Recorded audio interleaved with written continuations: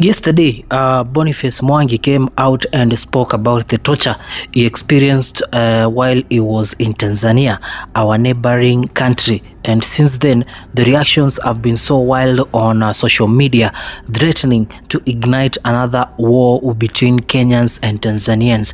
Now, from the face of Boniface Mwangi, you could have seen very well how much he was traumatized, despite a few days ago, people coming out and claiming that this was all an act and it's just a way of the activists trying to make their money. Right about now, I am here to share with you what Boniface Mwangi's wife reaction was to this story, because you remember in all this her husband has gone through. She is the one who took him home, and she has posted quite a very heartbreaking message on her Instagram while she was holding Boniface's hand, and yeah, it's a difficult one, guys, because I know if you watch that video, I'm pretty sure you have understood or you have seen what Boniface and Agatha went through in the hands of the Tanzanian torturers. And Samia Suluhu, the president of Tanzania, has been getting the blame for this. People calling even for the international court, for the law observers from outside the nation to come and try and convene and investigate President Samia Suluhu on this act that happened to the activists in Tanzania. Now, Boniface Mwangi's wife, you know her, she's Njeri Mwangi, and of course they have a very beautiful family. They have 3 kids, if I'm not wrong. One is actually nearing 18 years old, the second born is 14 years, and the third born, it's I guess 13 years old. And their family, they have been posting on Instagram. It's not that the family is hidden from social media. Remember, there's a time they were premiering a movie, and then Boniface Mwangi was there with the family. He has not hidden his family from social media, despite the kind of work he does, because you know, when you become an activist, then your family can be targeted for you to be silenced. But Boniface Mwangi has not hide away from the camera when it comes to his family. Now, Njeri went on Instagram and then posted this message. I'm going to put it up on screen right about now, saying that this has not been easy, and calling upon peace to prevail. And she was there holding her husband.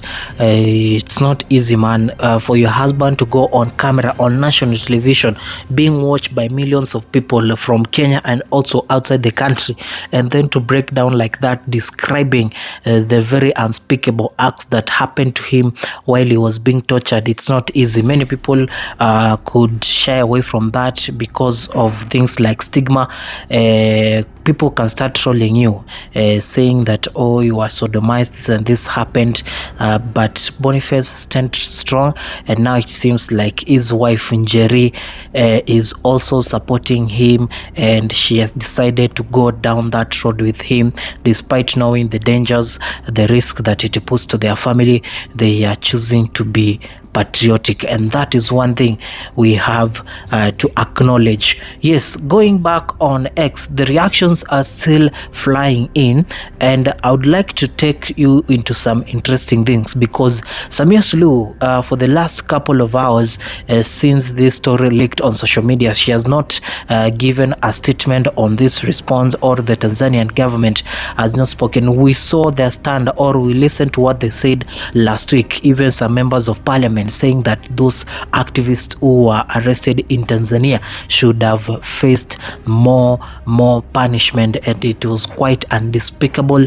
And remember, the first thing that made Boniface Mwangi to go to Tanzania together with Agatha is the fact that they were representing, they were trying to go and fight or listen, be there for the case of Tindulusu, who is also in court or has been restricted to stay in court with no bail for a period of over 2 months now in the governance of President Samia Suluhu. Okay, now on X, these are some of the reactions, because the cop Shakur, you remember the police from Kenya who took part in the demonstration against the finance bill, says that the United Nations and the Internal Criminal Court should investigate Pombe Magufuli's demise after what this woman did to Boniface Mwangi and Agatha, and convinced that she could do anything for power. Now, well, those are his reactions on President Samia Suluhu allowing whatever happened to the Kenyans activists happening. Critical tongue says that Boniface Mwangi is a real hero. The sacrifices he makes for this country are quite unmatched. Yes, another one here, Grote Rutere says, if Boniface Mwangi ever decides to take a backseat from fighting for this country, I would not blame him. The trauma this man has been through and still wakes up to fight for one of us. We do not deserve Boniface Mwangi. God bless you. And then Wanjiru said, block. Like, no, you are not supposed to have such a shallow reasoning on this grave matter. What do you mean that they are acting, lying, or doing it for money? I hope karma is real, so it violently attacks that Samia akamwita jina mbaya hapo. Love and light to Boniface Mwangi and Agatha. Yes, Stella Nyanzi says, instead of blaming, mocking, disbelieving and lambasting victims, I choose to believe that Boniface and Agatha. I choose to believe Boniface and Agatha. I condemn torture, beatings, undressing, anal rape and intimidation of human rights defenders. And then he tagged Jumuiya EAC. Shame on Samia Suluhu, William Ruto and Kaguta Yoweri Museveni. Mike Siniki says, Boniface Mwangi is very strong fighting for you. Ungrateful swines. Despite all the insults and backlash he gets, he still soldiers on. These are people defending Boniface Mwangi because remember, after the story came out of the activists being arrested on Tanzania, even some Kenyans went on to question why Boniface Mwangi was in the country at the first place. He and Agatha, what were they doing in Tanzania?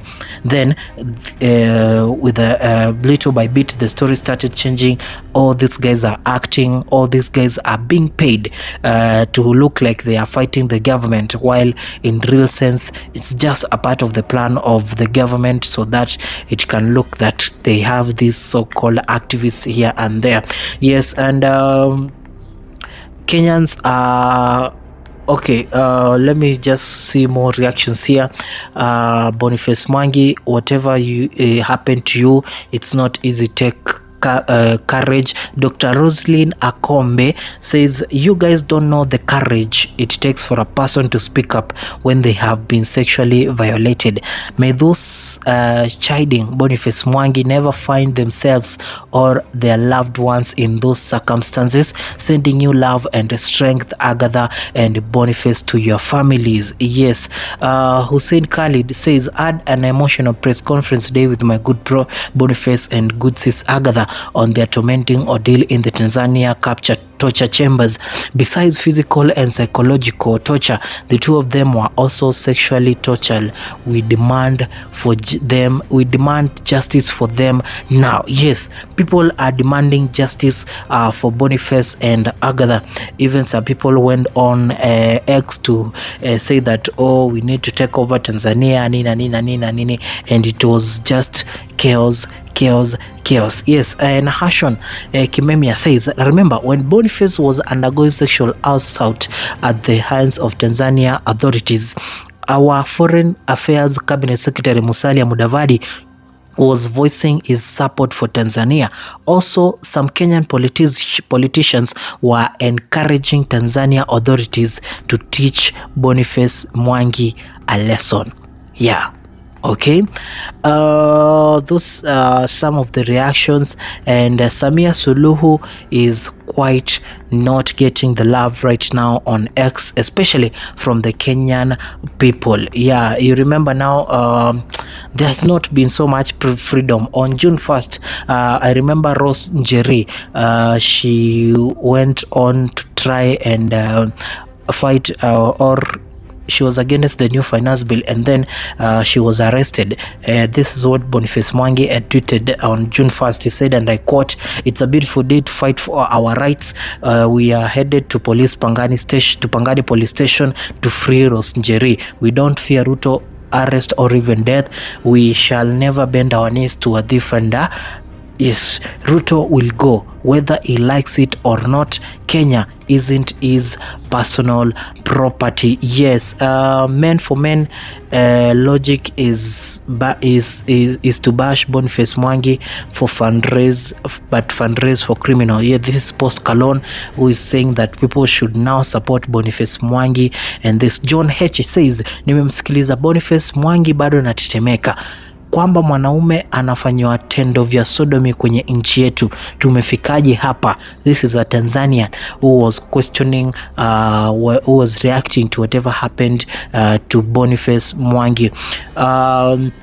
Alenga Toro Mzalendo Alenga says, I know Kenya has some really stupid people, but if you are in the category that is celebrating whatever happened to Boniface and Agatha in Tanzania, and you are saying that they are lying, then you are in some special stupid category. Yes, yeah, so that is what has been happening.